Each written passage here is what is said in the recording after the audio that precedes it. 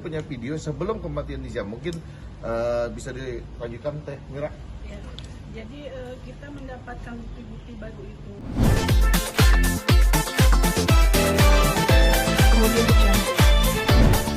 Oke, baik. Pertama-tama kita menyampaikan duka cita atas meninggalnya Nizam Shafii. Atas meninggalnya Nizam Shafii. Ini bukan hanya sekedar persoalan hukum, tapi ini tragedi kemanusiaan seorang ibu yang kehilangan anaknya. Makanya kita melaporkan hari ini ke KPI untuk minta pendampingan, karena kita akan resmi melaporkan sebagai korban kepada Polres dalam 1-2 hari ini. Kenapa kita laporkan? Karena banyak kita duga, patut kita duga, ini banyak yang terlibat di dalam kematiannya Nizam sendiri. Bahwa ini kita kenalkan, ini adalah Ibu Lisnawati, dia adalah ibunda kandung daripada Nizam. Dan kenapa? Selama 4 tahun nggak pernah ketemu Nizam, tidak diperbolehkan ketemu Nizam. Jadi ketika ketemu Nizam, dia sudah meninggal dunia. Dan perlu kita garis besarkan di sini bahwa perkawinan Bu Lisnawati dengan bapaknya Nizam itu perkawinan siri. Artinya keperdataan melekat kepada ibunya. Bahkan akte kelahirannya pun juga atas nama ibunya daripada Nizam. Kalau boleh tahu, berpisah sama suami kapan dan kenapa akhirnya ibu nggak boleh ketemu sama Nizam? Ya, nggak boleh ketemu sama anak. Terakhir ketemu 7 tahun ke belakang, 7 tahun, waktu umur 7 tahun. Waktu umur 7 tahun. Umur 7 tahun. Terakhir kenapa nggak boleh ketemu sama Nizam tuh kenapa mungkin? Karena disangka saya udah meninggal, kata ayahnya. Udah segitu aja. Segitu aja. Disebut sama ayahnya ibu udah meninggal. Terus mendengar kabar Nizam meninggal dunia gitu, tahu dari siapa gitu Bu? Dari ayahnya. Langsung. Sempat dihubungi ayahnya. Bahkan anak saya sakit. Sempat ketemu pada saat anaknya di rumah sakit? Enggak. Kenapa Bu? Karena posisinya jauh, nggak sempet keburu juga. Ibu di mana posisi tinggalnya? Posisi tinggal saya di Cianjur. Nizam di Sukabumi. Iya. Tapi selama Nizam dalam pengawasan ibu barunya, ibu sambungnya ini, ibu masih dapat kabar nggak walaupun nggak pernah ketemu? Nggak pernah. Jadi komunikasinya diputus oleh pihak bapaknya Nizam Iya. dengan alasan? Saya udah meninggal, nggak tahu kenapa. Maksudnya dari bapaknya Nizam bilang ke Nizam bahwa ibu kandungnya sudah nggak ada. Ya. Bu, kenapa? Bu, kan sebelumnya juga pernah dilaporkan juga terkait Kekerasan. setahun yang lalu kalau saya nggak salah, Ya. dan itu sepakat damai. Nah, Ya. ini memang sering terjadi kejadian seperti itu. Bu? Itu juga saya kurang tahu yang setahun ke belakang juga. Bu, terkait klaim bahwa dibilang TR sendiri ibu tirinya Nizam kan bilang tidak melakukan penyiraman air panas, tidak tidak memaksa Nizam minum air panas, itu tanggapan ibu seperti apa? Mudah-mudahan ada bukti titik terang aja gitu. Bahkan kita punya video sebelum kematian Nizam. Mungkin bisa dilanjutkan Teh Mira. Ya, jadi kita mendapatkan bukti-bukti baru itu dari video-video yang ada pada saat Nizam itu sebelum dibawa ke rumah sakit. Jadi pada saat dia sudah parah sekali di rumah dan ada pembiaran tidak diperiksa segera ke rumah sakit. Jadi ada 2 hal yang di sini yang bisa sebetulnya penyidik tarik, yaitu satu, bahwa Nizam pernah mengalami KDRT, pemukulan, dan sudah dilaporkan oleh bapaknya, tetapi dicabut kembali, berdamai, berjanji ibu tirinya yang itu untuk dia melakukan lagi, ternyata melakukan lagi. Yang kedua adalah pada saat dia sekarat atau koma di rumah sakit sebelum meninggal, dia menunjuk itu ibu tiri itu yang melakukan ini, di sini dipukul, dicokokin air panas begitu. Nah, orang yang sedang sakit keras dan umur segitu nggak mungkin kan dia mengarang cerita. Jadi itu bisa dijadikan salah satu bukti untuk penyidik nanti atau dikembangkan oleh penyidik dari situ. Apakah di sini kematiannya ini ada tindak pidana atau memang sakit? Karena menurut informasi ibunya, Nizam tidak pernah mengalami sakit yang parah. Tapi pengakuan ibu tirinya itu meninggal karena leukemia, autoimun dan lain-lain. Itu nggak masuk akal buat saya. Buat kami tidak masuk akal. Artinya tetap kita menunggu hasil otopsi dari Jakarta, karena dari Rumah Sakit Bayangkara hasil otopsinya itu kan baru sebagian. Jadi ada organ-organ tubuh di dalam tubuh Nizam itu yang mengalami pembekakan. Nah, kita sedang menunggu itu. Namun Polres Sukabumi kemarin sudah menyatakan ini sudah naik penyidikan. Artinya kita dalam 1-2 hari ini seperti Bang Krisna sampaikan, kita akan melaporkan seseorang lah seperti itu ya terkait kasus ini. Bu, tadi Ibu bilang 7 tahun bersama Nizam ya. Iya kan pada saat Nggak ketemu. Terakhir ketemu umur 7 tahun. iya kan 7 Diurus sama si ibu sampai dengan umur 7 tahun. Nah, ketika Kemudian ibu 7 pergi, tahun perginya minta masuk pesantren. Nggak pas Anak. pergi pesan nggak kepada Nizam atau Nizam mengetahui nggak perginya kemana? Ya iya tuh anak kan mau pesantren. Sama ayahnya. Yang minta pesantren Nizam, minta ke bundanya, mas saya mau masuk ke pesantren, maka diantar dimasukkan ke dalam pesantren, gitu ya kan? Iya.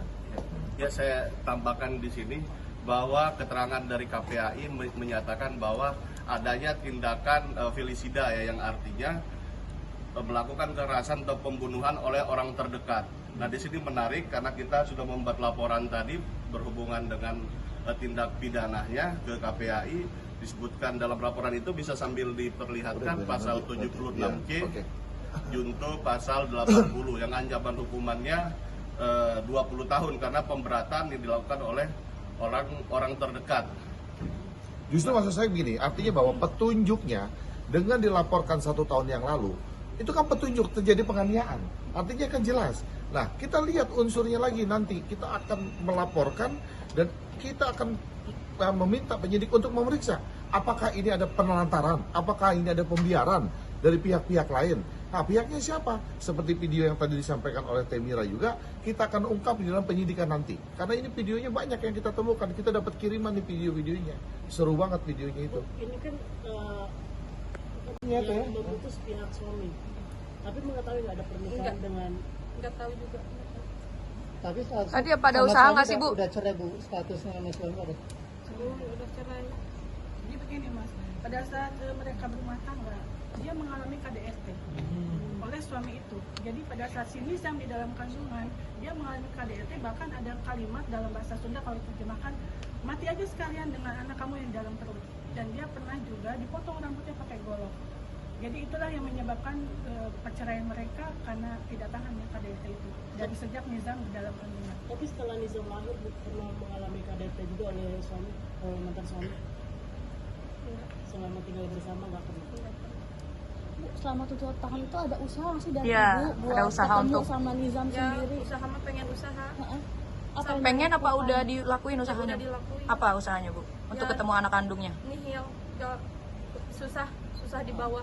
Bahkan ibu saya sakit juga, mau pengen ketemu dulu sama anak saya, susah.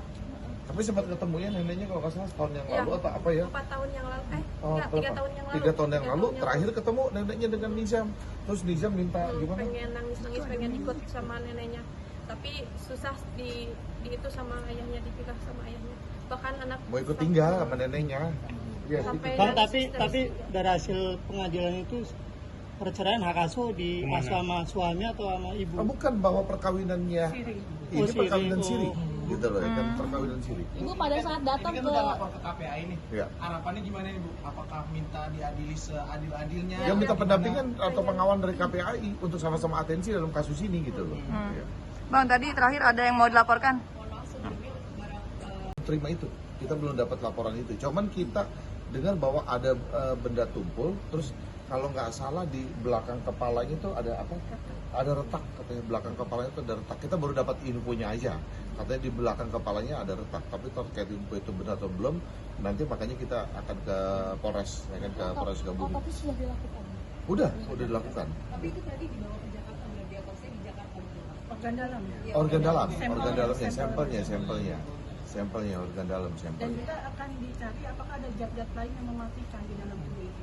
Itu kan belum ketemu di sana, jadi masih menunggu itu.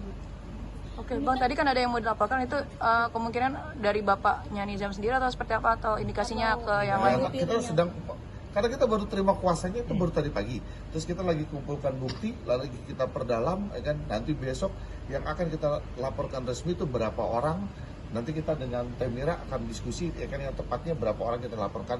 Ini kita indikasikan seperti apa alur ceritanya, rangkaiannya seperti apa, kita masih perdalam ya Temira ya. Ya. Bu, tadi ada rekaman pembicaraan yang beredar kalau misalnya si ibu tirinya ini sempat mengelak kalau dia tidak melakukan apa yang dituduhkan gitu. Itu dia bagaimana Bu? Kan bukti-bukti sudah jelas dan sebelum Nizam berpulang juga dia sempat menuju ibu tirinya, tapi rekaman suaranya bocor, dia tidak mengakui gitu, mengelak. Bagaimana? Ya pastinya lah, karena ini ancamannya kan 20 tahun, dia pasti mau ngelak lah. Ya kan, hak dia lah, ya kan bahwa ini kan ancamannya tinggi, ya kan sebisa mungkin dia, ya kan apa yang dia lakukan dia tidak mengakui kan sebisa mungkin dia akan melakukan itu. Gitu. Yang pasti, Haknya dia sih. Gitu. Dari Polres sudah naik penyidikan. Nah, naik penyidikan artinya dua alat Sudah bukti, ada. ya kan buper, ya kan bukti permulaan sudah terpenuhi, artinya seperti itu. Tapi kemungkinan juga nggak Bang, suaminya juga akan turut terseret juga gitu. Kan apalagi Kita lihat nanti hasil ekspos kecil di tim kita, kita lihat bahwa ya kan kita bedah dulu, terus besok kita laporkan resminya berapa orang terlapornya, kita putuskan malam ini hasil bedah ekspos kita. Bu, tapi selama berbeda antara yang di Sukabumi sama yang di Jakarta ini. Kita lapor ke Sukabumi. Iya, Polres Sukabumi. Kalau kemarin itu kan Polres Sukabumi belum mendapatkan laporan secara resmi. Cuman karena ini kasusnya sudah menjadi viral, maka penyidik akan berinisiatif, Kapolres berinisiatif untuk menangani permasalahan ini, gitu loh. Oke. Saya tambahkan perlu dipahami. Oke. Mbak, gitu Bu, ya. Bu terakhir Bu, tapi waktu selama bersama Nizam Nizam selama di sana mungkin tahu nggak sih sudah berapa lama dilakukan seperti disiksa suruh dikit, Bu. Kurang tahu, nggak tahu. nggak tahu 4 tahun fokus komunikasi. 4 tahun. Tapi kan tadi terakhir bilang 3 tahun kemarin Ibu ketemu saya, ya. ibu Nah neneknya. ibu ada di situ nggak? Enggak ada. Nggak ada. Atau Nizam sempat bilang gitu ada pernah diapain Cuma ingin gitu? ikut aja. Enggak, cuma pengen ikut aja, pengen ikut pulang sama berarti Pengen itu ikut pulang saja. Iya. Berarti nggak ada cerita kalau Nizam ke neneknya kalau ingin pulang karena enggak. sering di enggak, Bu, dulu waktu masih sama-sama suami ayahnya Nizam, tapi ayahnya Nizam pernah berbuat kasar juga nggak sih ke Nizam? Selama masih bareng-bareng dulu. Kan kita pisahnya masih baik, enggak. Oh. Terakhir ketemu Nizam berarti kapan, Bu? 7 tahun Umur 4 tujuh. tahun. Pada saat Diza umur 4 tahun apa 7 tahun yang lalu? 7 tahun yang 7 lalu. tahun. 7 tahun yang Usianya di 4 tahun maksudnya. Tahun yang lalu. 4 tahun yang lalu. 4 tahun yang lalu. 4 tahun yang lalu. Gimana? 4 tahun apa 7 tahun? Bentar, satu-satu kan maksudnya 4 tahun tidak bertemu, 4 bahkan tahun. 4 tahun tidak bertemu. Terakhir Nizam itu dimasukkan ke pesantren, ya kan Usia usia 7 7 tahun, gitu loh. Oh, oke, siap Bang. Tadi juga Ya, Oke. Makasih ya.